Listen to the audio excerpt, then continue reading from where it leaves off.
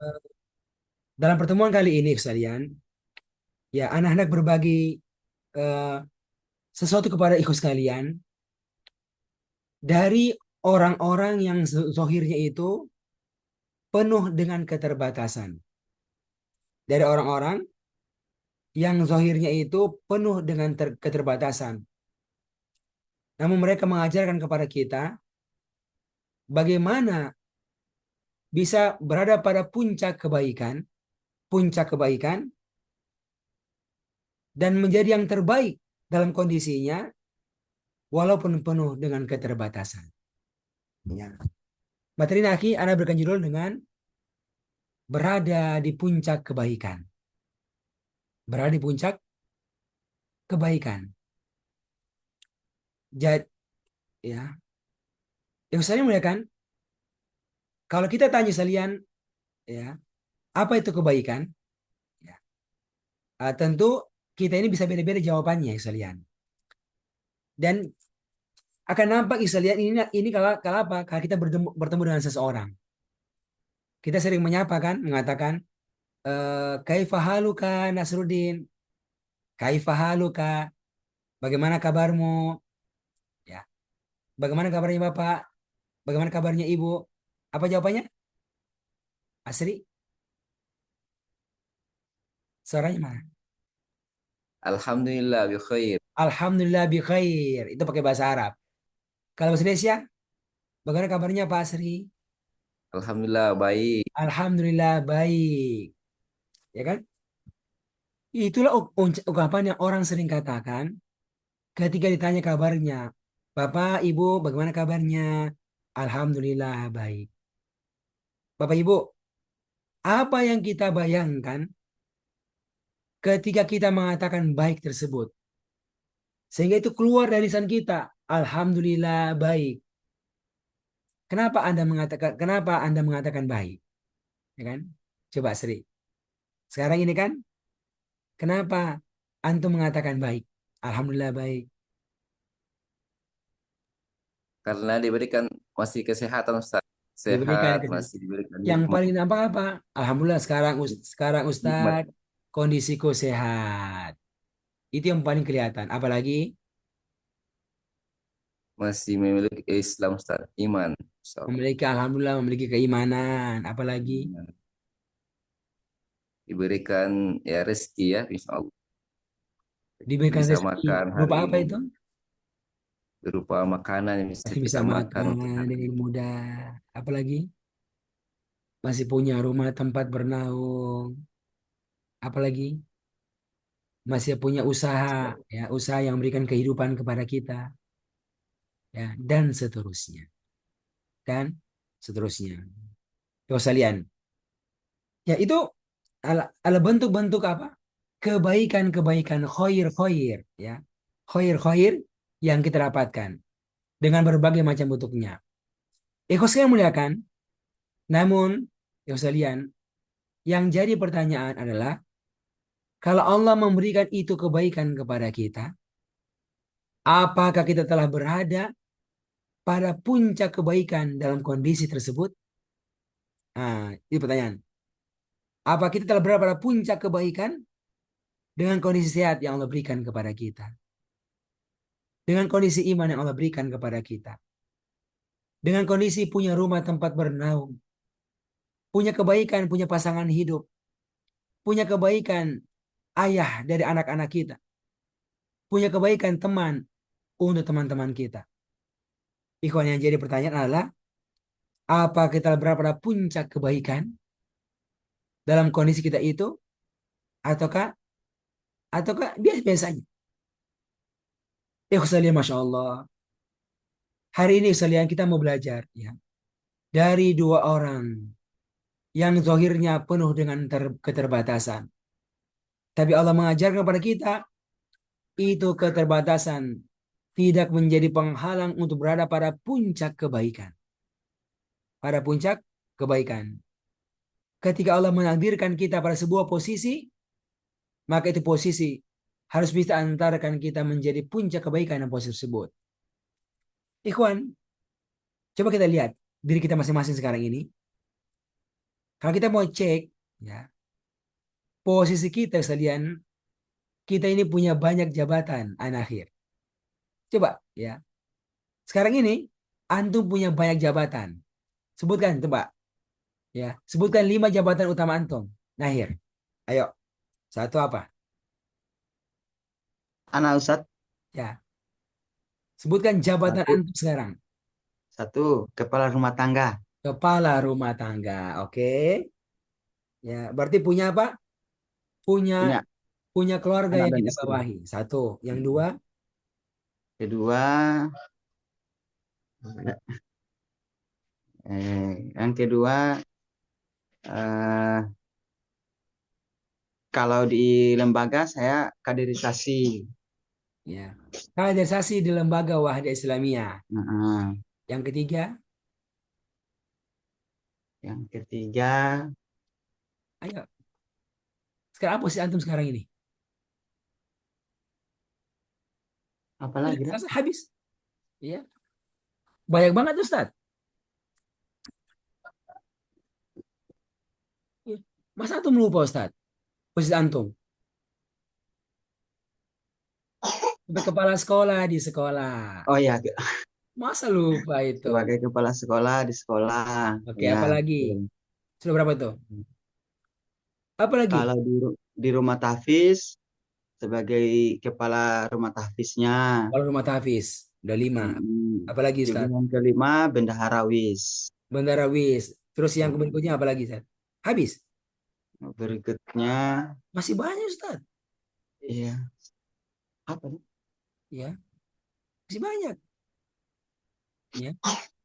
Sebagai seorang teman untuk teman-teman. Iya, Itu kan jabatan antum Ustaz. Antum adalah temannya siapa? Temannya Asri, temannya Nasrudin, kan? Sebagai seorang teman. Teman macam-macam. Teman di halako, ya. iya, Apalagi? murabbi ya betul Ustaz. Sebagai seorang murabbi. Apalagi? Sebagai seorang mutarabbi, sebagai seorang murid. Kan? Sebagai seorang guru kepada anak-anak, kepada anak-anak murid. Apa? Itu kan jabatan, semua itu jabatan. Apa? Jabatan kepada sebagai seorang suami untuk istri. Ayah untuk anak-anak. Apalagi? Sebagai seorang anak untuk orang tua. Kawan. Betul betul. Uh, apalagi Ustaz? Masih lagi? Sebagai seorang hamba untuk Allah sebagai Robnya.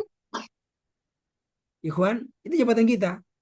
Sebagai seorang hamba abdun untuk Allah sebagai Robnya. Apalagi akhi?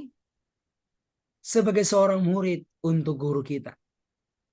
Sebagai seorang guru untuk murid-murid kita. Ya sekalian. Sebagai seorang jamaah di masjid. Itu jabatan itu. Iya. Sebagai seorang Imam warga di RT, sebagai RW. seorang imam. Iya, Dak. Banyak banget itu sekalian. Antum akhi pernah melis ya? Ya. Pernah melis antum punya jabatan posisi? Saya akhi pernah tuh melis. Masya Allah. Banyak banget. Iya. Ikhwan, apa artinya? Kalau kita berada pada sebuah posisi, maka kita berada pada puncak kebaikan pada posisi tersebut. Jadi semestinya sekalian. Ya. Kita harus berada pada puncak kebaikan dalam posisi tersebut. Puncak kebaikan sebagai seorang ayah untuk anak-anak kita. Apa tuh ukurannya itu? Ayah yang terbaik. Puncak kebaikan sebagai seorang suami untuk istri kita. Puncak kebaikan sebagai seorang guru untuk murid-murid kita. Puncak kebaikan sebagai seorang murid untuk guru-gurunya. Puncak sebagai seorang dai untuk mad'unya, objek dakwanya. Sekalian. Kita punya kondisi ini nggak berubah, ya. Kita nggak berubah kondisi kita. Apa? Punya visi seperti begini, oke. Punya mata seperti begini, punya pikiran seperti begini, ya. Punya bahan seperti begini, ini nggak berubah. Tapi dengan kondisi seperti begini sekalian, ya, kita punya jabatan yang begitu banyaknya, yang semestinya antarkan kita untuk berada pada puncak puncak keterbaikan. Bisa akhi? Tangkap ini. Hari ini akhi, Masya Allah kita mau berguru sama kepada dua orang yang berada pada posisi keterbatasan. Keterbatasan secara fisik. Secara fisik.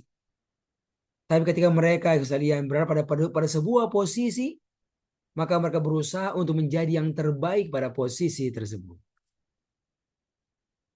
Yang pertama, akhi, yang pertama, ya, posisi sebagai seorang murid. Sebagai seorang murid. Sekaligus ya, posisi sebagai seorang hamba Allah Subhanahu wa taala. Ini dua ya. Ya. Ini kisah, akhi, ini kisah mau ajar kepada kita sekalian bagaimana dengan keterbatasan, tapi ketika ditakdirkan punya posisi sebagai seorang hamba Allah dan sebagai seorang murid maka harus berada pada posisi yang terbaik.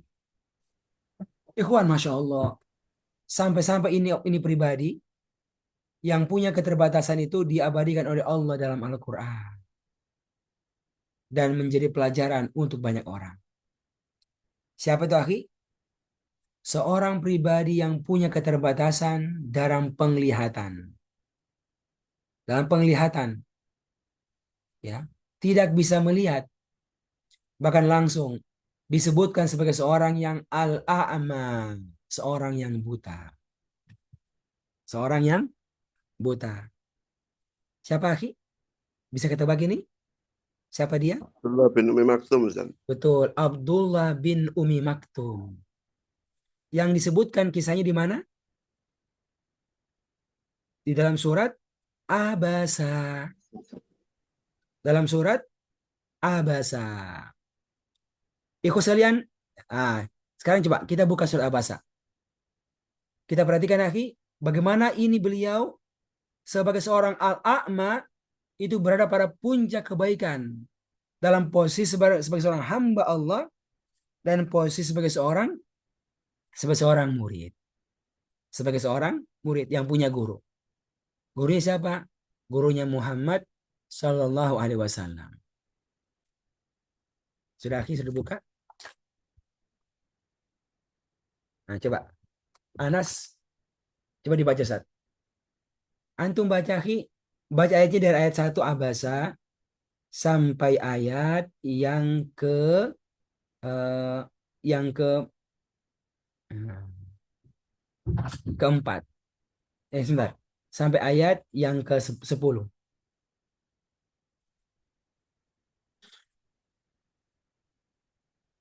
Apa tadi sorry? Abasa dari ayat yang pertama sampai dengan ayat yang ke-10. Ana Ustaz. Ya. أعوذ بالله من الشيطان الرجيم بسم الله الرحمن الرحيم عبس وتولى أن جاءه الأعمى وما يدريك لعله يزكى أو يذكر فتنفعه الذكرى أما من استغنى فأنت له تصدى وما عليك ألا يزكى وأما من جاءك يسعى وهو يخشى فأنت عنه تلهى. Oke, sekalian. Kata Allah menegur nabinya. Abasa wa tawalla. Abasa, dia telah bermuka masam dan dia berpaling dari orang ini. Siapa itu? Abdullah bin Umaktum yang buta. Anja'ahul a'ma. Karena datang kepadanya seorang yang buta. Tapi Nabi saat itu sedang sibuk mendakwai para pembesar kafir. Dan beliau sangat mengimani keimanan mereka tersebut. Ya, waktunya menjadi panjang waktunya. Ya. Jadi nggak sempat ya untuk komunikasi yang bagus kepada Abdullah bin Maktum yang datang kepadanya. Ya, maka Allah mengatakan, wa ma yudrika la'allahu yazakka. Barangkali tahukah kamu la'allahu, ya, la'allahu barangkali dia ini ingin yazakka, mensucikan dirinya. Ada dosa yang dia kerjakan, ada kesalahan yang dia kerjakan, yang dia nggak tahu bagaimana cara mensucikannya. Maka dia datang kepadamu dalam kondisi buta, bergerak dari rumah dia, ja'ahu, datang kepadamu. Buat apa? Buat yazakka, buat mensucikan dirinya. Namun kenapa? Kenapa abasa wa tawalla? Apalagi au yazakkaru, atau bisa jadi dia ingin mendapatkan pelajaran darimu. Ya, yazakkaru, mendapatkan pelajaran darimu, mendapatkan sebuah ilmu darimu, ilmu yang mengandung zikir, mengandung pelajaran baginya. Au yazakkaru, atau dia ingin mendapatkan pengajaran, mendapatkan ilmu. Fatanfa'ahu dzikra, maka ilmu itu, pengajaran itu akan tanfa'uhu, memberikan manfaat untuk hidupnya di dunia, demikian pula akhirat. Namun kenapa abasa wa tawalla? Selian, amma man istagana, adapun orang yang merasa cukup dari keimanan, itu orang-orang kafir yang sedang kamu dakwah saat itu. Waktunya panjang, ya, 1 jam, 2 jam, 3 jam, kira-kira begitu ya. Waktunya panjang. Fa'anta lahu tasodda, tapi engkau kepadanya sangat memperhatikannya. Wa ma alaika alla yazakka, padahal tidak ada alaika, dosa atasmu, kalau dia ini tidak mau untuk mensucikan dirinya. Tapi bagaimana dengan yang buta ini? Kata Allah, wa amma man ja'aka yas'a. Adapun orang yang buta ini, bayangkan, sudah buta, lalu ja'aka, dia datang kepadamu. Ya. Dia nggak tunggu di rumah dia, tapi dia bergerak dari rumah dia, ja'aka, datang kepadamu. Perhatikan, dalam kondisi buta, dalam kondisi mendatangi, datangnya pelan-pelan, tertata-tati, tidak, yas'a, dengan bersegera. Yas'a, dengan bersegera. Apalagi wahuwa yakhsha, dan dia dipenuhi dengan rasa takut kepada Allah Subhanahu wa ta'ala.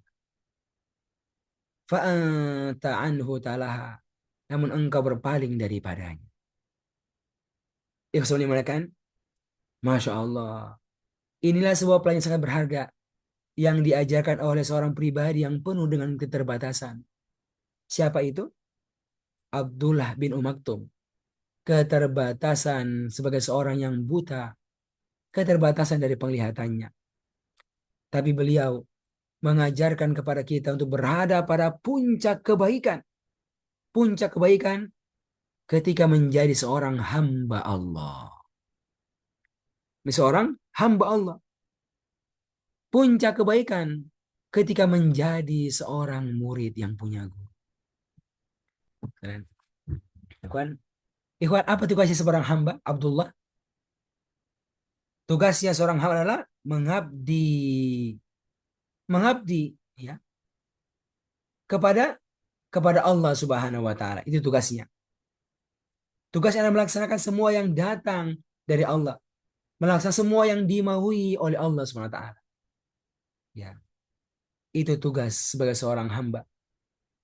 Allah punya mau kepada semua kita tatkala Allah memberikan kehidupan kepada kita di dunia ini. Allah punya mau, dan sebagai seorang abdun, sebagai seorang hamba harus melaksanakannya. Ketika ada sebuah kesalahan yang dikerjakan dan belum tahu, ya, bagaimana cara mensucikannya, maka datang kepada guru. Buat apa? Buat mencari cara, mencari ilmu, bagaimana bisa mengatasi masalah yang datang kepadanya. Bagaimana bisa membersihkan dosa ketika dikerjakan. Sedian, lihat. Maka Abdullah dalam kondisi buta ingin sampai pada puncak sebagai seorang hamba Allah. Maka dia datang dalam kondisi buta, Dia datang dengan bergerak yas'a, kan? Dia datang dengan penuh pengharapan, bisa yazakka, mendapatkan penyucian diri. Dia datang untuk bisa mendapatkan ilmu yang bisa memberikan manfaat kepadanya. Dan dia datang dengan penuh yakhsha, penuh rasa takut kepada Allah SWT. Gak usah lihat. Masya Allah. Inilah puncak kebaikan sebagai seorang hamba Allah SWT. Ikhwan, bukankah sama kita ini adalah hamba Allah? Tapi sejauh mana kita mengantarkan diri kita untuk sampai kepada puncak kebaikan kepada sebagai seorang hamba Allah. Yang kita ini Allah berikan kesempurnaan yang begitu banyak. Kalau dibandingkan dengan sang a'amma Abdul bin Ammu yang keterbatasan penglihatan, Masya Allah, ya, kita diberikan kemampuan untuk bisa melihat yang sangat luar biasa. Tapi ya, sejauh mana nikmat ini sekalian mengantarkan kita untuk bisa sampai pada puncak kenikmatan, puncak kebaikan sebagai seorang hamba Allah. Kalaulah Abdullah bin Maktum yang buta saja berusaha sekalian untuk bisa menjadi hamba Allah yang terbaik dengan penuh keterbatasan, bagaimana dengan kita yang secara penglihatan Allah berikan kesempurnaan, Allah berikan banyak kelebihan. Kalau dia datang ikut sekalian butuh waktu 1 jam, ya, karena dia buta, maka butuh berapa waktu yang kita butuhkan sebagai seorang yang sempurna fisiknya? Seharusnya lebih cepat. Kalau dia datang dengan bersegera sebagai seorang yang buta, maka bagaimana kita datang sebagai seorang yang bersegera sebagai seorang yang sempurna fisiknya? Ini slide yang pertama. Yang kedua sekalian, Abdullah bin Maktum sebagai seorang murid yang punya guru. Sebagai seorang murid yang punya guru. Pikirannya seorang murid, ya, pikiran sebagai seorang thalib. Apa itu? Bagaimana bisa mendapatkan ilmu dari gurunya sebanyak mungkin. Kan gitu, sayang. Ya, apa kamu? Saya adalah seorang pelajar. Saya seorang mahasiswa. Saya adalah muridnya Ustadz A. Saya muridnya Kiai A. Saya muridnya Syekh A. Ikhwan, ketika seorang mengatakan dia adalah seorang murid, ikhwan, sejauh mana ikut sekalian, dia bisa mengantarkan dirinya kepada puncak kebaikan sebagai seorang murid. Ya. Ikhwan, lihat ya. Abdullah bin Maktum buta ini mengajarkan kepada kita sekalian bagaimana menjadi seorang murid. Ya. Apa itu? Ja'ahu, mendatangi gurunya. Ya. Ketika dia merasa dia butuh sebuah ilmu, ya, butuh sebuah ilmu, ya. Ketika ada sebuah kondisi yang dia alami dan dia ingin mendapatkan ilmu tersebut, ya, dia nggak menunggu. Saya menunggu nanti ya, apa? Ada majelis khusus, majelis bareng-bareng sama Rasulullah hari Kamis misalnya. Dia nggak menunggu. Dia nggak menunggu, ya. Tapi dia sesilan jauh mendatanginya. Dapat informasi, Nabi ini apa? Lagi nggak di rumah. Nabi sedang keluar ini, sedang keluar berdakwah mendatangi beberapa pembesar Quraisy. Kesedihan. Maka beliau nggak menunggu.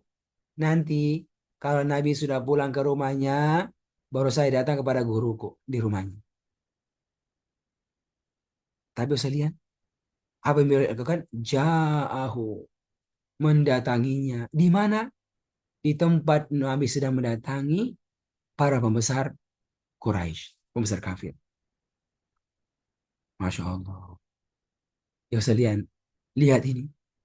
Mendatangi. Lalu ketika datang sekalian, benar-benar mengharapkan ilmu daripadanya. Ya, benar-benar apa, Ki? Ketika datang itu, hadir di majelis, apa harapannya?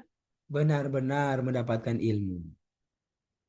Namun, bukan cuma sekedar mendapatkan ilmu. namun ilmu yang akan memberikan manfaat kepadanya. Ilmu yang yazakka akan bisa mensucikan dirinya dari dosa dan kesalahan. Ilmu yang yazakkaru, ilmu yang dia bisa mengambil pelajaran daripadanya. Lalu fatanfa'u dzikra, itu pelajaran akan bisa memberikan manfaat untuk hidupnya. Ya kan? Jadi pikirannya itu ketika mendatangi gurunya sekalian, ya, saya ingin mendatangi guruku yang punya ilmu, ya. Semoga ilmu itu bisa yazak, bisa mensucikan diri saya. Ya, saya sedang jatuh berkesalahan, saya nggak tahu cara membersihkannya. Bagaimana caranya ini? Saya hendak mendatangi guru saya agar saya bisa yazakkaru, mendapatkan pelajaran daripadanya. Semoga az-zikr, ini pelajaran tanfa'u, bisa memberikan manfaat kepada saya. Kesedihan? Coba perhatikan. Masya Allah. Luar biasa ini murid ini. Dengan penuh keterbatasan tapi sampai segitu titik, ya. Puncak kebaikan sebagai seorang murid. Masya Allah. Ikhwan, apa lagi? Kata Allah, wa amma man ja'aka yas'a. Ketika dia itu mendatangi gurunya itu, kan? Datangnya dengan yas'a, dengan bersegera. Ya, bersegera, cepat-cepat. Gak santai-santai, akhirnya terlambat, Kan tidak sekalian. Ya, aduh, saya harus Nabi pergi ke sana, ya, harus ketemu dia. Kalau saya terlambat, nanti dia pergi. Kalau dia pergi, saya nggak tahu di mana tempatnya itu. Zaman itu nggak ada HP, ya. Kalau nggak ada, kalau meninggal tempat, ustadzku, guruku, saya sudah tiba sini, guruku nggak ada. Di mana ya guruku ya? Saya nyusul ya. Masih begitu. Tapi kalau zaman dulu, kalau dapatkan info dari keluarganya, oh dia lagi sedang ke rumahnya A, didatangi. Ya. Tapi kalau sudah pindah, lalu tempat yang pertama nggak mengabari, nggak tahu di mana. Nggak tahu di mana, nggak jumpa lagi. Makanya, ya, ketika mendapatkan info bahwasanya gurunya telah berada di sebuah tempat, maka dalam kondisi buta, dia itu yas'a, datang kepadanya dengan bersegera. Ayo sekalian, coba bayangkan bagaimana itu bersegera seorang yang buta itu pada zaman seperti itu. Ya, nggak ada mobil yang cepat, jalannya nggak selancar sekarang. Tapi yas'a, dia datang dengan bersegera dalam kondisi keterbatasan sebagai seorang yang a'ma, yang buta. Sekalian. Bahkan dia datang yas'a, yaksha, yaksha, penuh dengan rasa takut kepada Allah Subhanahu wa taala. Dia takut kalau dia sebagai seorang hamba, ya, tidak bisa mewujudkan diri sebagai seorang hamba yang terbaik. Ya. Yang hidup-hidupnya nggak lepas sebagai posisi sebagai seorang hamba Allah.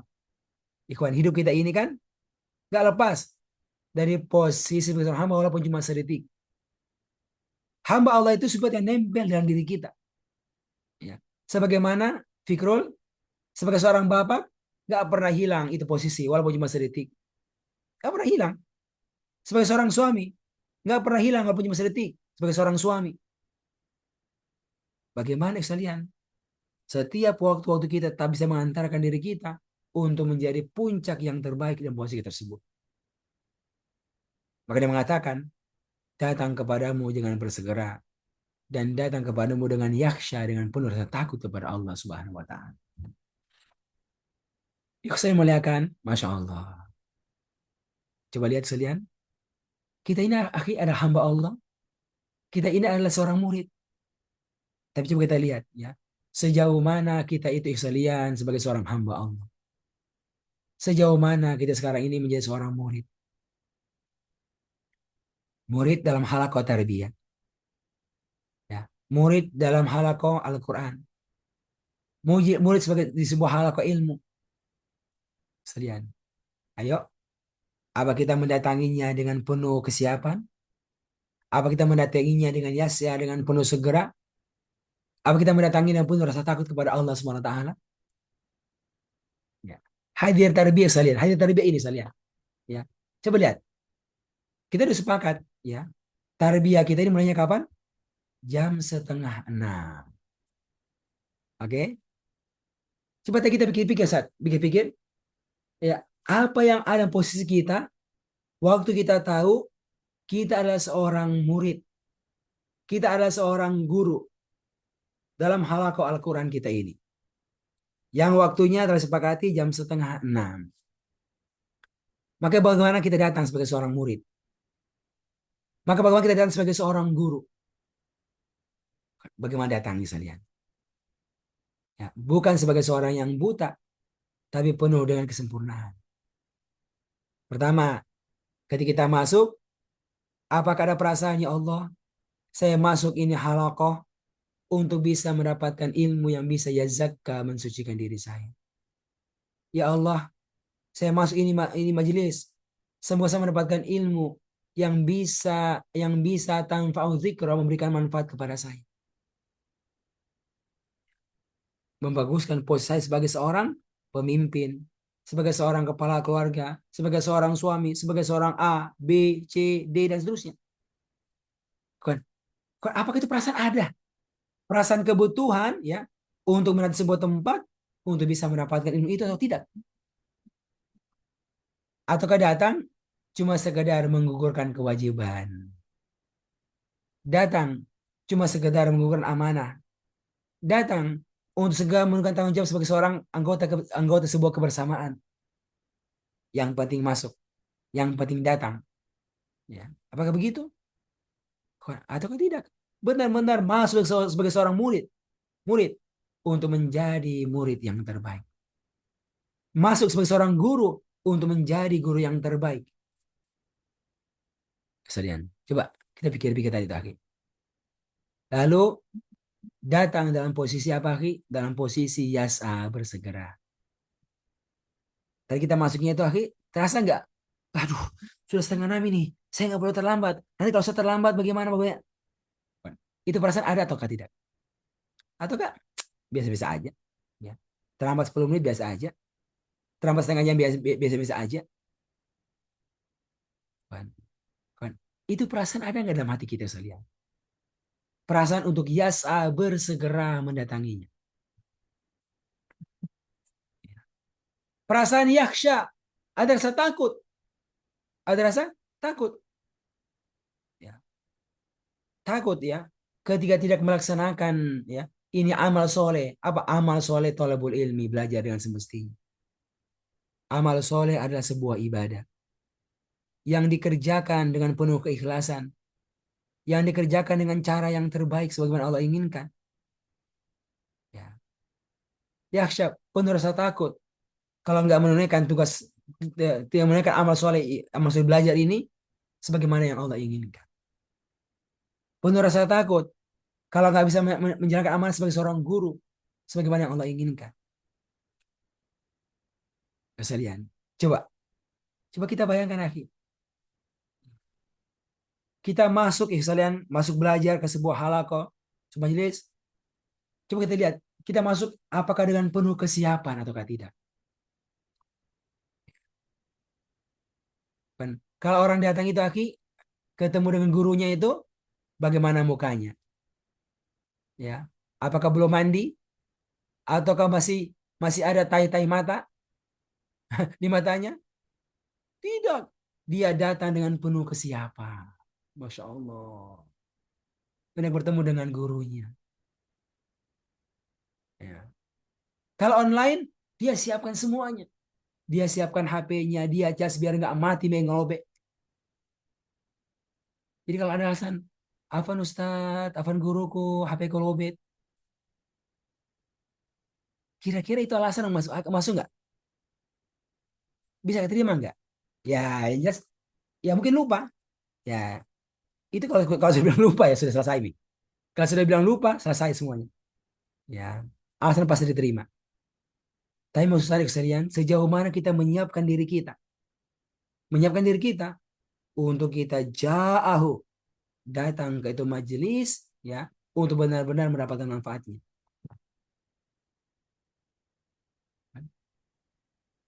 Kita bertemu, akhi.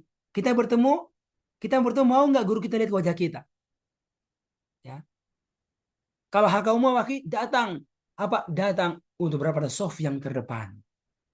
Agar bisa melihat guru secara langsung. Dan guru melihat kita. Guru menatap kita. Oh, Nasruddin, saya dilihat oleh guru saya. Kenapa? Mataku memandang guruku. Dan ketika dia berpaling, guru mataku langsung melihat kepada saya, Nasruddin. Ya, guruku langsung melihat kepada Asri Ansa. Oh, Asri hadir di majelisku. Nasruddin dulu. Kawan, itu pasti perasaan beda. Masya Allah, Masya Allah. Nasruddin jauh sekali tempatnya. Dia langsung ingat.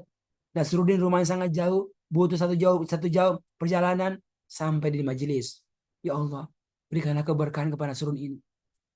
Sambil isi ceramah sekalian, ada doa-doa pengharapan kepada Allah agar Allah memberikan kebaikan kepada muridnya ini. Kenapa?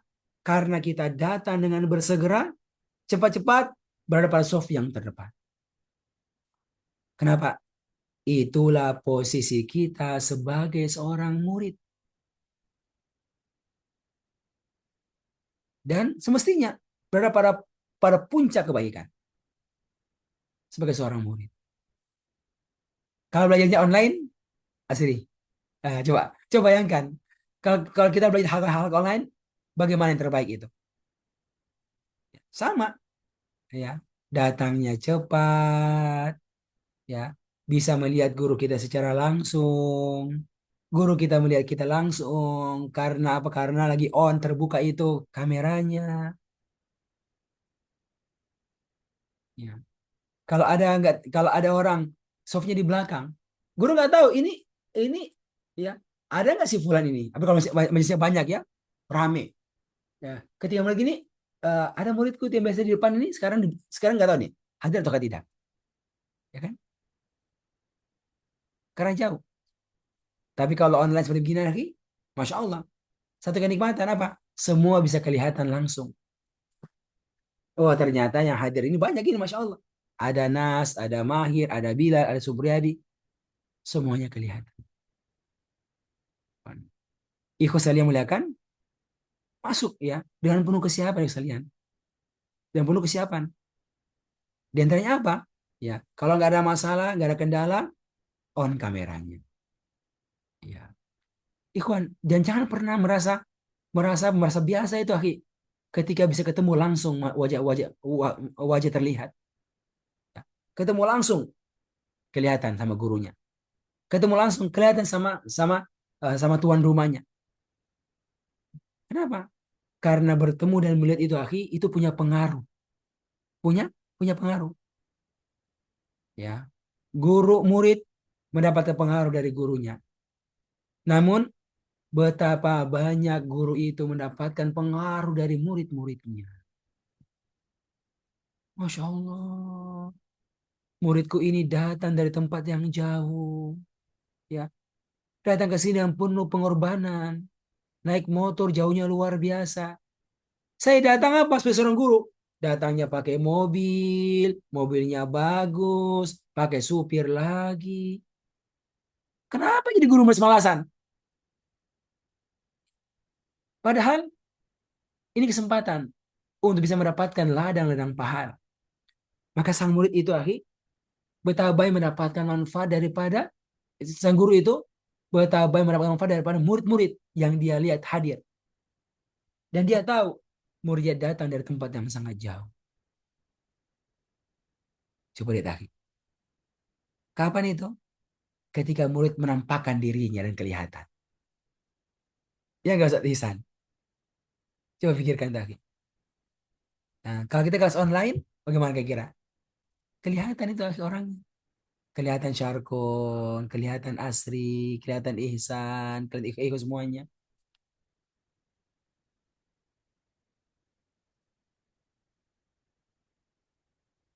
Dan kalau kita bertemu dengan saudara-saudara kita sekalian, bisa melihat wajah mereka, kita berharap kita bisa kumpul bareng dengan mereka semuanya.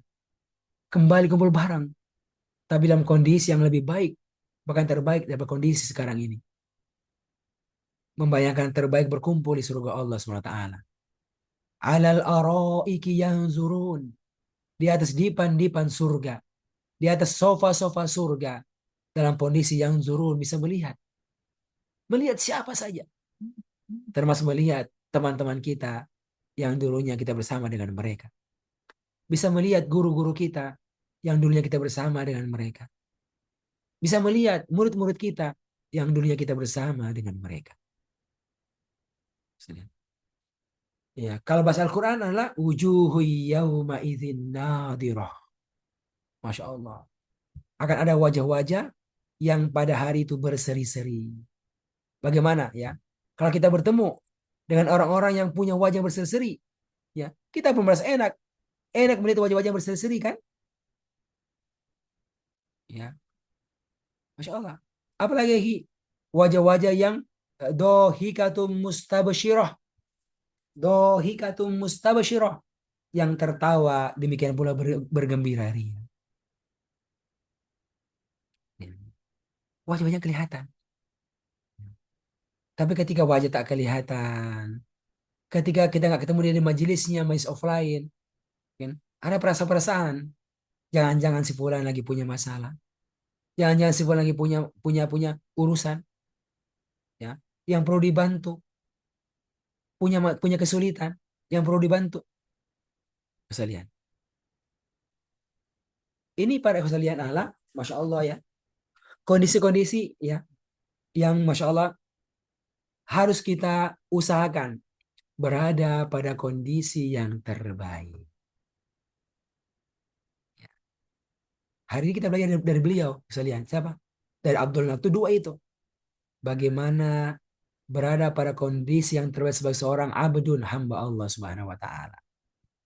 Dan bagaimana berada dalam kondisi yang terbaik sebagai seorang murid, sebagai seorang thalib, ya, sebagai seorang murid, sebagai seorang penuntut ilmu agama.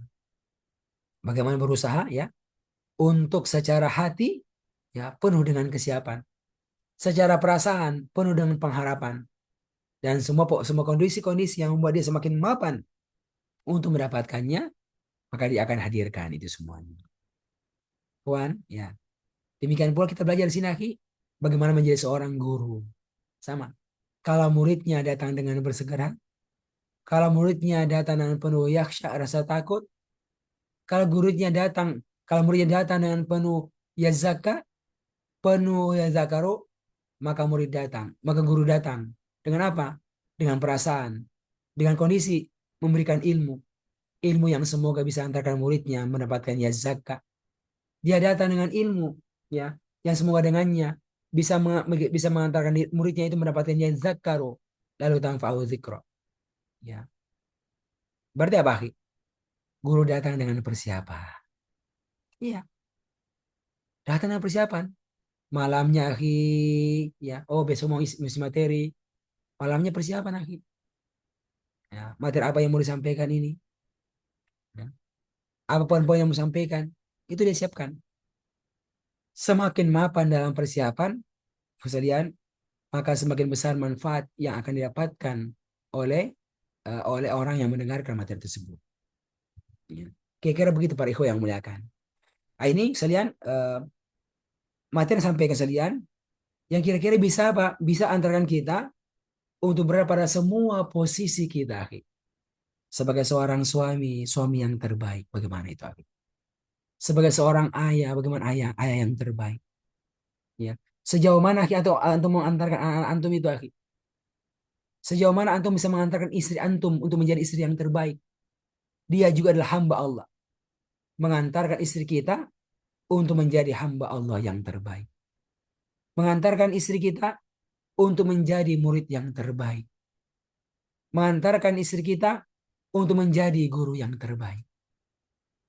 Mengantarkan istri kita untuk menjadi anak yang terbaik untuk orang tuanya. Ya. Jadi, suami itu punya peran. Apa? Membantu istrinya untuk sampai pada posisi bukan cuma sekedar istri yang terbaik, tapi istri dengan semua posisi yang nempel pada diri istri kita. Ya. Istri antum adalah seorang murid. Bagaimana? Ya? Antum membantu istri antum agar menjadi murid yang benar-benar murid. Murid yang bisa mendapatkan ilmu yang bagus. Istri antum seorang dai ya.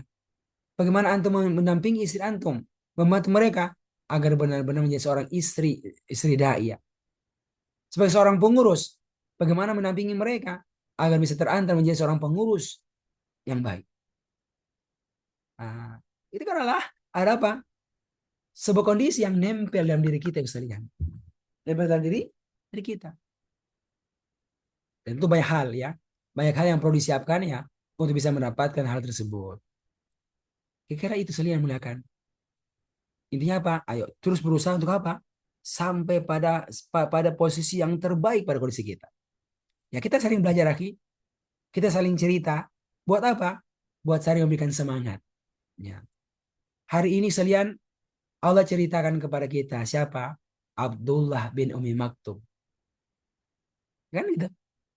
Allah abadikan Al-Quran. Ayo Asri, coba bandingkan kamu dengan Asri, dengan Abdullah bin Maktum.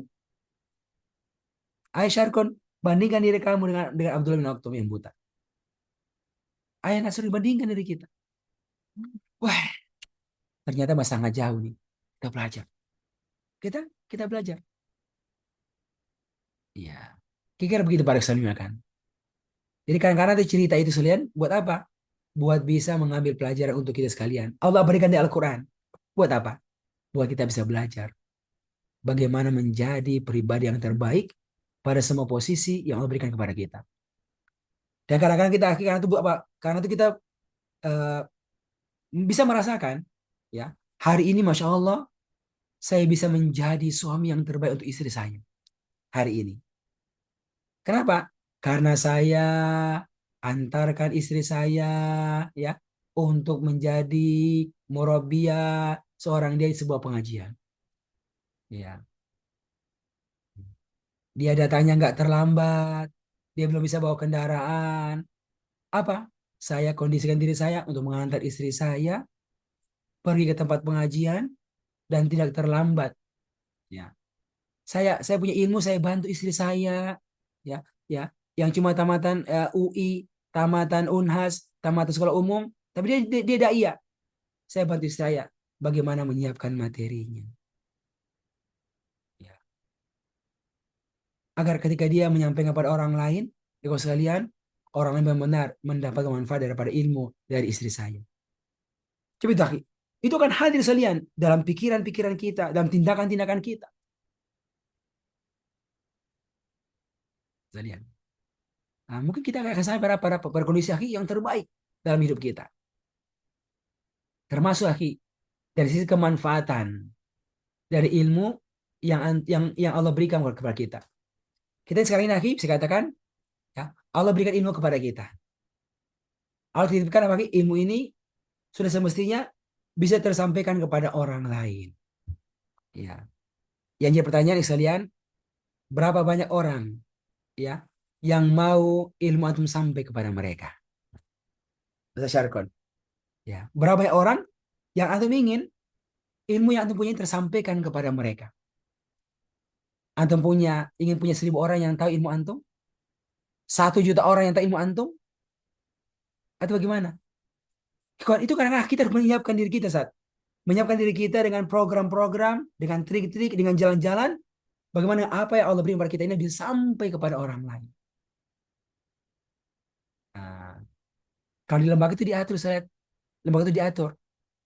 Apa antum yang sudah pada ikut tarbiyah, dapatkan materi tarbiyah, bagaimana ilmu itu pun bisa pindah. Apa? Ada coaching, pelatihan menjadi seorang murabbi, daurah murabbi. Kan akhi? Ada penampingan-penampingan. Buat apa? Buat antum itu bisa punya murid. Nah, bisa punya murid. Dibagikan program GSD, Gerakan Sejuta Dai. Buat apa? Buat ada pengkondisian agar kita punya bertambah hal kebinaan kita. Apa kita yang mengisinya langsung atau kita bantu kawan kita ya agar bisa punya halakoh, punya majelis. Masya Allah. Coba lihat akhi. Itu perlu pengkondisian. Coba kita lihat ya. Sejauh mana kita akan mengambil langkah-langkah ya untuk bisa uh, punya hal-hal agar apa yang kita punya semakin luas jangkauannya kepada orang lain. Coba Ustaz Fikrul, ya, punya amanah di Sumatera Barat, Ustaz Syarkun, Ustaz Asri punya amanah tempat masing-masing. Ya. Coba buat hal yang berbeda dalam hidup antum. Hidup antum. Nah, saya pribadi, saya pun pribadi melatih, ya, melatih berpikir bagaimana punya hal yang berbeda. Apa tujuannya? Bagaimana apa yang kita punya ini semakin cepat sampai kepada orang lain. Yang kedua, semakin luas jangkauannya. Ya, semakin luas jangkauannya. Kalau contoh ya, sekarang saya akan kembangkan pelatihan sekejap ini sekalian. Ada pelatihan sebagai seorang murid itu 20 kali pertemuan. Kalau normalnya itu kalau Iko menjadi guru sekejap itu normalnya adalah dia jadi murid itu 20 kali pertemuan, ya. Bayangkan, lama ya. Dia punya background bahasa Arab tapi harus jadi murid 20 pertemuan. Setelah itu apalagi dia ikut TOT-nya selama 2 hari. Baru dia bisa punya ilmu bekal yang dengannya bisa ngajar orang lain. Iya. Tapi setelah beberapa pertimbangan akhirnya kita putuskan ya buat sebuah program ya.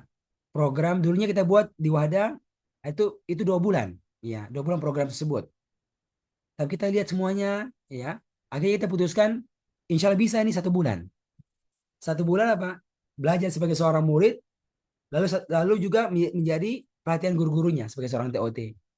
Ya, nah, kita siapkan semuanya ya, kita coba tawarkan ya kepada sekolah-sekolah, mau nggak sekolahnya itu buat pelatihan yang bisa bantu guru-guru mereka paham Al-Quran, bisa bantu muridnya itu bisa paham Al-Quran.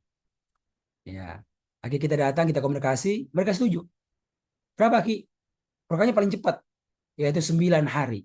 Ya, 9 hari dalam 1 bulan. Pekan pertama itu 5 hari berturut-turut. Dari setengah 8 sampai setengah 6. 5 hari. Pekan kedua 1 hari. Pekan ketiga 1 hari. Selesai sebagai seorang murid. Pekan keempat ikut TOT selama 2 hari full. Selesai. Terus kalian, ya, kemana saya katakan baru pertama kali merampungkan program ini 1 bulan. Ya, 9 hari. Ya, itu pertama kali dalam sejarah hidup Ana. Ya. Sejarah hidup Ana dalam apa? Dalam pencapaian program pelatihan terjemah Quran untuk guru-guru. Ya, itu perasaannya ada perasaan berbeda. Alhamdulillah Allah kasih kenikmatan, kasih jalan, bisa cepat ya 1 bulan bisa selesai. Dan melihat ya para peserta itu alhamdulillah secara penguasaan materi sudah cukup bagus. Artinya apa? Mereka sudah siap untuk bisa menampingi anak-anak mereka di sekolah mereka tersebut agar bisa belajar sesuatu yang bisa bantu mereka paham Al-Quran. Dan lainnya bisa bantu orang tua agar bisa apa? Bisa paham Al-Quran juga dan seterusnya. Nah, ini contoh-contoh sekalian. Contoh adalah program-program yang bisa kita apa? Kita pakai. Bagaimana punya programnya mempercepat lahirnya dai-dai kita. Ya. Mempercepat orang-orang yang siap, yang cepat jadi murabbi. Jadi murabbi dan seterusnya. Itu kita bisa pikirkan, bisa bayangkan. Kenapa? Karena ada unsur-unsur yas'a padanya, unsur kecepatan padanya, unsur-unsur segera padanya. Tanpa mengurangi nilai dan kualitasnya, tapi kita belajar kan. Kita belajar bagaimana bisa mendapatkan semuanya. Bagaimana bisa mencapai target ya 1.000 orang murid kita. Kita butuh berapa lama ya Ustaz Fikrul? Antum punya 1.000 murid di Wadah Islamiyah yang datanya ada, butuh berapa lama 1.000 orang itu? Oh, saya ingin punya kader di lembaga saya ini 10 tahun 1.000 orang. 10 tahun 1.000 orang. Ya. Kira-kira mungkin nggak bisa lebih cepat? Kira-kira mungkin nggak bisa cepat? Mungkin. Kira-kira apa yang kita kerjakan ini agar murid kita bisa lebih cepat? Nah, saya lihat, coba lihat. Ya. Kalau orang punya pikiran seperti itu, ini pikir apa? Akan mendorong diri dia untuk berpikir. Ya. Dan Masya Allah, ketika itu penuh keseriusan Allah akan tunjukkan jalan-jalannya. Man jahadu fina lanahdiyannahum subulana. Barang siapa yang bersungguh-sungguh di jalan kami, maka kami Allah benar-benar akan berikan hidayah kepadanya, petunjuk kepadanya, menemukan jalan-jalan agar bisa mempercepat mendapatkan apa yang diinginkan. Ya, sekarang kita masalah sejak lembaga kita punya program ya, Gerakan Sejuta Dai, ya, dengan begitu banyak detail-detail yang ada padanya, Masya Allah, saya lihat. Ya. Ya kita untuk mengatur bagaimana ini semua bisa kita wujudkan insya Allah Ta'ala. Ya, sekarang ini yang terbaru ini sama Ikhwa apa? Ikhwa Asri ya dari lembaga Khidmat Quran lembaga Fahmul Quran ini buat program yang baru yang belum pernah dibuat sebelumnya. Apa Ki? Buat pelatihan guru-guru tapi dia itu selama kita pelatihan dua bulan itu 2 bulan Ustaz. Semuanya harus harus online, harus online. Itu paling tinggi. Nah, sekarang biar bisa cepat, costnya lebih murah, kita buat program apa?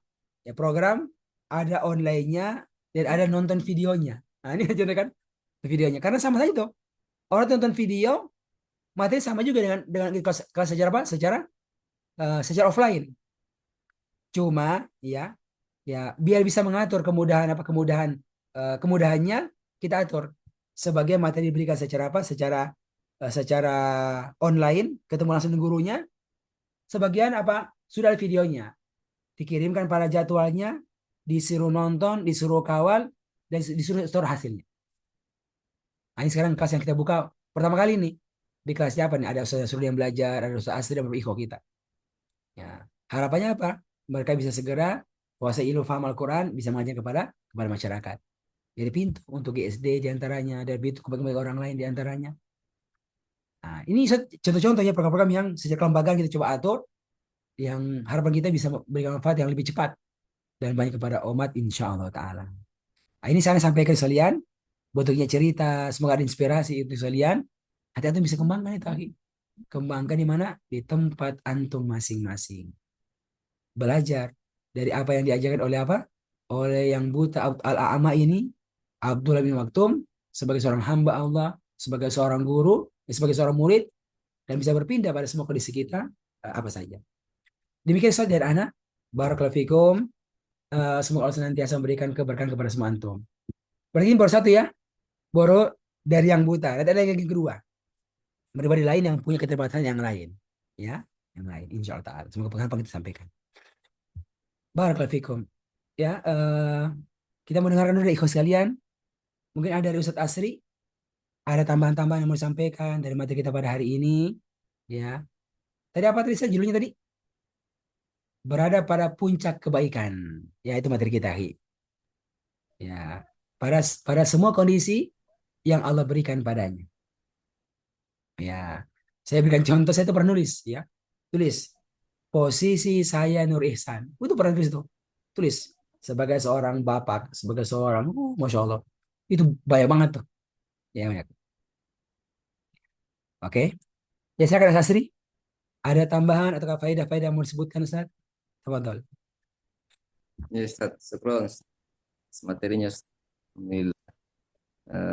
Masya Allah, untuk faedah yang kami bisa ambil Ustaz masalah ini Ustaz, terkait dengan seorang murid ya, bagaimana seorang murid ini benar-benar mempersiapkan dirinya ya sebaik-baik murid ya untuk bisa banyak mengambil faedah dari gurunya, karena ya itu tadi ya Ustaz ya, dari momentum yang kita bisa ambil petik pelajaran, seorang yang buta saja ya bisa memaksimalkan ya, padahal ya ada keterbatasannya, yang mungkin buta yang bisa datang ke rumahnya atau ke tempat gurunya ya, yaitu Rasulullah SAW, Muhammad SAW, yang pergi ke rumahnya kemudian tidak mendapati di rumahnya, di tempat lain, akhirnya bersegera ya, tidak menunggu-nunggu ya, tidak menunggu nanti datang nanti saja ya, tapi bersegera ya, bagaimana ini seorang murid ini harus bersegera untuk mendatangi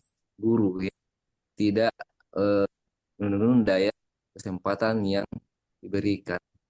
Ya Ustaz, mungkin cukup Ustaz, di sekolah Ustaz ya. Kayak Oke, tambah info yang lain. syukur saya. Mungkin ya Ustaz Syarkun, ada tambahan faedah yang mau diberikan atau mau menyebut poin-poin faedah yang antum merasa eh, eh, punya manfaat untuk antum hari ini. Jadi bisa tambah Ustaz atau menyebutkan berapa poin ya. Kita ini bicara 1 jam Ustaz. Bicara 1 jam kan? Baik banget yang disampaikan Ustaz. Tapi itu bisa ada poin-poin yang kita rasa ini punya pengaruh besar. Ya. Nah, kita mendengar atau kira-kira apa yang terdapatkan pada kita hari ini. نعم طيب جزاك الله أستاذنا Sebelumnya kami mengucapkan barakallah kepada Ustadz atas gelar doktoral yang sudah Ustadz raih. Barakallah fikum, mudah-mudahan bermanfaat buat umat insyaallah. Syukur Ustaz, jazakallah khair. Ada dua hal Ustadz yang mungkin ingin kami tambahkan pelajaran dari surat Abasa tadi yang kami dapatkan dari beberapa masyayikh. Yang pertama bahwa surat Abasa ini mengajarkan kepada kita adab yang sangat tinggi karena ketika Rasulullah Shallallahu Alaihi Wasallam beliau bermuka masam, berwajah mungkin tidak enak dilihat, cemberut kalau bahasa kita gitu saatnya. Itu aja. Padahal cemberutnya beliau, bermuka masamnya Rasulullah Shallallahu Alaihi Wasallam itu adalah di hadapan orang yang buta. Yang mana orang buta ini kita mau cemberut kayak apapun, bahkan mungkin kita mau marah-marah kayak apapun pasang wajah kita, dia tidak akan pernah tahu. Akan tetapi Allah Subhanahu Wa Taala mengingatkan hal itu kepada Rasulullah Shallallahu Alaihi Wasallam untuk menjadi pelajaran bagi kita. Kalau bermuka masam di hadapan orang yang tidak melihat saja, kemudian ditegur oleh Allah Subhanahu Wa Taala, artinya tidak boleh. Apalagi kemudian kita bermuka masam di hadapan orang-orang yang dapat melihat wajah kita. Tentunya mimbabil aulah, ya, lebih tidak boleh lagi. Kemudian yang kedua, ini kaitannya dengan dakwah, ya, bahwa hendaknya kita fokus kepada pembinaan kader yang pasti. Karena Abdullah bin Umi Maktum ini kader yang sudah pasti, ya. Dia sudah jadi sahabat, menjadi seorang mukmin yang memang membutuhkan ilmu dan harus kita prioritaskan. Jangan sampai kita dalam dakwah itu kita berspekulasi, kemudian meninggalkan sesuatu yang sudah pasti. Ya, artinya dalam tanda kutipnya Rasulullah Shallallahu Alaihi Wasallam sangat berharap dengan keislamannya para ulama waktu itu yang sedang beliau dakwai, ya, dengan harapan mereka bisa masuk Islam, ya. Tapi dalam tanda kutip sebenarnya ini dakwah yang sifatnya spekulasi, karena ketika beliau Shallallahu Alaihi Wasallam mendakwai para ulama ini, bisa jadi ada di antara mereka yang masuk Islam, tapi bisa jadi mereka juga akan menolak dakwah beliau. Artinya belum sesuatu hal yang pasti. Sementara Abdullah bin Umi Maktum ini adalah kader yang sudah pasti, yang sudah ada di hadapan beliau. Artinya kita juga demikian. Saya secara pribadi Ustaz, kalau misalnya ada jadwal tarbiyah yang memang itu kader yang real, kader yang sudah pasti, yang saat ini saya harus ngisi tarbiyah, sementara saya misalnya ada undangan kajian yang sifatnya hanya insidental, kalau memang waktunya bisa kami tunda, ya kami minta untuk tunda supaya tidak bertabrakan dengan jadwal tarbiyah kami. Belajar dari situ, maka alhamdulillah kami berusaha untuk halaqah tarbiyah, kader-kader kita menjadi prioritas utama kami di dalam dakwah, karena itu adalah kader-kader yang real. Sementara mungkin yang di luar sana belum tentu mereka nanti bisa kita kader dan akan membersamai dalam dakwah kita. Saya kira demikian Ustaz, sedikit tambahan dari kami. Wallahu ta'ala bishawab. Barakallahu fikum. Barakallahu fiik. Masya Allah, ini luar biasa ya. Faedah yang sangat bagus ini, ya, yang disampaikan oleh Ustaz Syarqul, ya. Nah, ini kalau mau kita praktekkan bagaimana Ustaz? Bertemu seseorang selalu dengan wajah yang berseri-seri. Assalamualaikum Ustaz Bilal, kaifa haluka? Alhamdulillah. Assalamualaikum, waalaikumsalam. Mana kabarnya antum? Beda nggak Ustaz? Beda. Dari segi wajah, dari segi suara yang keluar dari dalam. Orang bilang, ih, ini antum nggak pernah, setiap kali kayaknya nggak pernah punya masalah ya antum ini ya. Kalau jumpa selalu masya Allah gitu kan.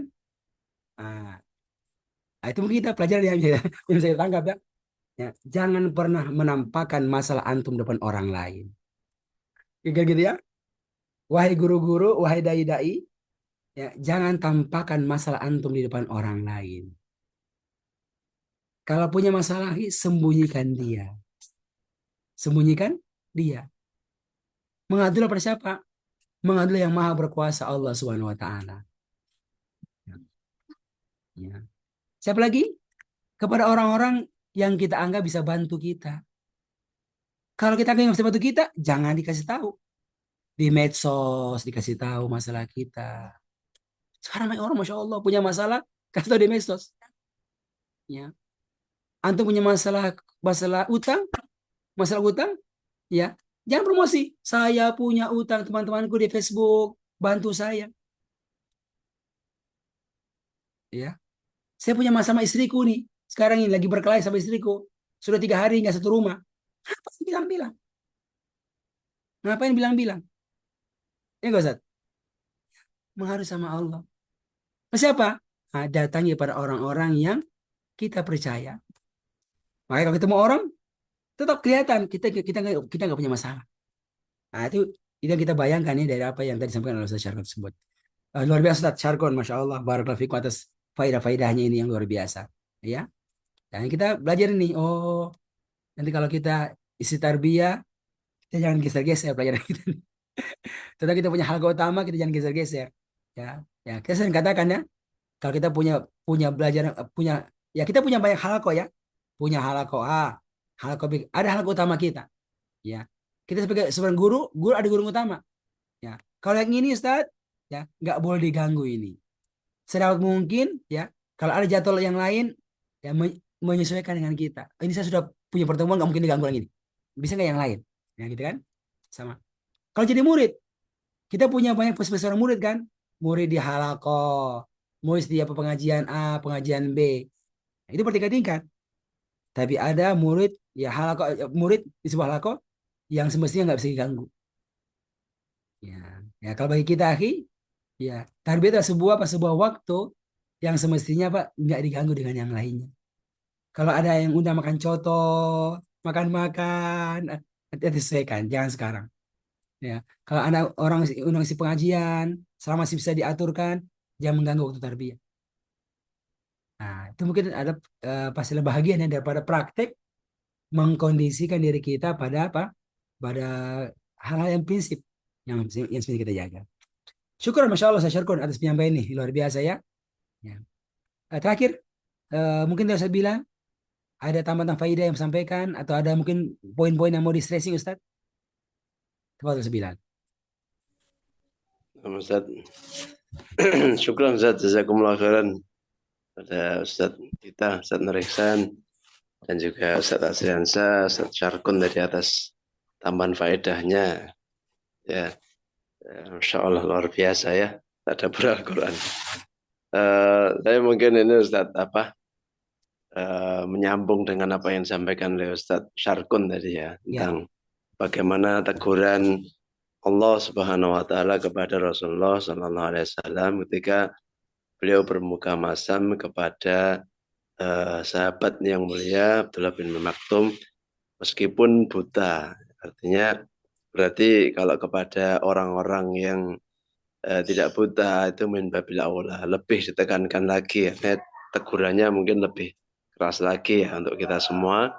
Memang betul Ustadz ya, Ustadz Nur Ihsan tadi sampaikan hendaknya kita ini selalu menampakkan wajah yang berseri-seri, ya, tersenyum pada setiap orang, tidak menampakkan masalah yang kita hadapi gitu ya.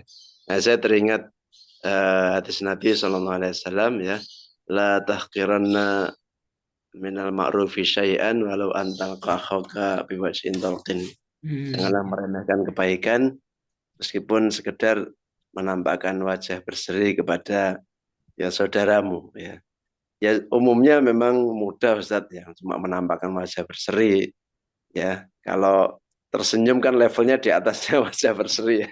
Yang saya pahami gitu Ustaz. Iya, iya. Tapi itu akan menjadi tidak ringan dalam beberapa kondisi tertentu Ustaz. Misal ya, mungkin kita lagi punya masalah ya. Atau kita lagi sakit ya. Mungkin kita lagi ya adalah mungkin lagi banyak urusan, sibuk gitu ya. Atau mungkin kita berhadapan dengan orang-orang yang mungkin ya tidak menyenangkan. Kadang-kadang gitu ya, betul. susah ya untuknya. Makanya ya tidak menjadi tidak ringan karena ya tentunya di situ mungkin pahalanya menjadi semakin besar ya. Al-ajru ala qadri masyaqqah. Ya kalau saya ketemu Ustaz Nur Ihsan ya insya Allah mudah senyum. Atau ketemu ikhwan sekalian satu semuanya di sini ya mudah ya untuk ceria dan tersenyum gitu. Kadang-kadang kita misalkan di masjid ya isi pengajian, isi taklim kan dengan beberapa jamaah yang macam-macam kan. Ada yang duduk menyimak mendengarkan, ada yang ngantuk, ada yang sambil ngobrol, ada yang di belakang, ada yang di teras sambil ngobrol. Itu kadang-kadang kan hal-hal yang mungkin ya saya dan mungkin para asatidz juga punya pengalaman sama. Tapi Masya Allah kalau kemudian kita kembalikan kepada teguran Allah untuk Rasul Sallallahu Alaihi Wasallam itu kan Masya Allah ya. Memang disitulah ya keutamaan ya bagaimana kita berbuat kebaikan hatta kepada orang yang mungkin tidak langsung bisa menangkap ya wajah cerah atau senyum kita, yaitu orang yang buta gitu ya. Wallahu a'lam. Syukran Ustaz, jazakumullah Ya khairan. Ustaz, syukran. Barakallahu fikum ya. Ustaz, syukran ya. Ada semua penyampaiannya, semua kebersamaannya Ustaz. Ya, jangan pernah meremehkan hadirnya antum Ustaz Ihsan di sini Ustaz. Ya. Jangan pernah meremehkan hadirnya antum di sini Ustaz Nasruddin. Hadirnya antum memberikan semangat kepada guru, kepada teman-teman yang lainnya sekalian. Untuk apa? Untuk terus berada pada jalur kebaikan ini insya Allah Ta'ala. Semoga akhir pekan depannya kita bisa masuk ya dalam kondisi yang lebih bagus. Belajar menjadi seorang murid, belajar menjadi seorang guru yang lebih baik insya Allah Ta'ala. Insya Allah pekan depan kita akan belajar lagi materi yang lain ya. Dari orang yang punya keterbatasan, tapi sampai pada puncak kebaikan dalam kondisi keterbatasan yang dia miliki. Yang disebutkan di Al-Quran insya Allah Ta'ala. Demikian, syukur semuanya. Barakallahu fikum. Kita akhiri dan doa kafaratul majlis. Subhanakallah. Subhanallahumma bihamdik. Asyhadu an la ilaha illa anta astaghfiruka wa atubu ilaik. Walhamdulillahi rabbil alamin. Wassalamualaikum warahmatullahi wabarakatuh. Waalaikumsalam warahmatullahi wabarakatuh.